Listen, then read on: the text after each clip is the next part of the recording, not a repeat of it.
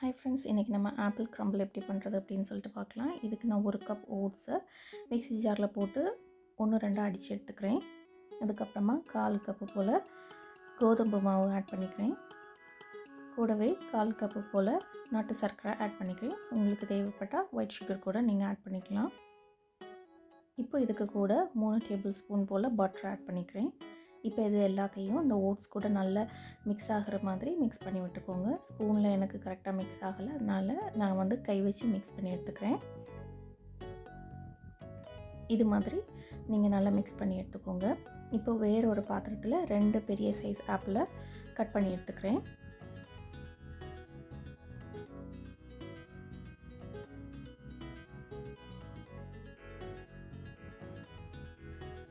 இதுக்கு கூட 1/2 டீஸ்பூன் போல் பட்டைப்பொடி சேர்த்துக்கிறேன்.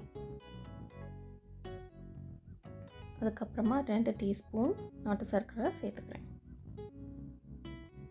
இப்போ இது எல்லாத்தையும் நல்லா மிக்ஸ் பண்ணி எடுத்துக்கலாம்.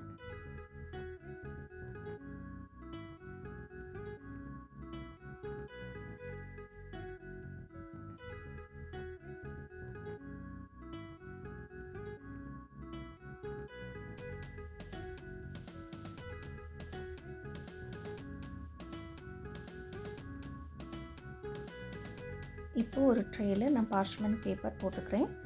இதுக்கு மேலே நம்ம கட் பண்ணி வச்சுருக்க ஆப்பிள் பீசஸ் சேர்த்துக்கலாம்.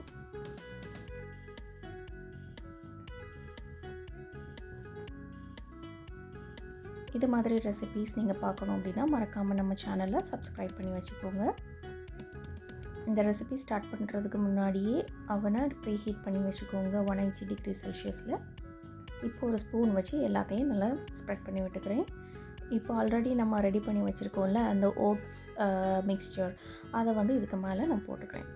போட்டுட்டு அதையும் ஸ்பூன் வச்சு நல்லா ஸ்ப்ரெட் பண்ணிவிட்டு ஓவனில் 180 டிகிரி செல்சியஸில் ஒரு 30 மினிட்ஸ் எடுத்து வச்சிங்கன்னா சூப்பரான ஆப்பிள் க்ரம்பிள் ரெசிபி நமக்கு ரெடி ஆகிடும்.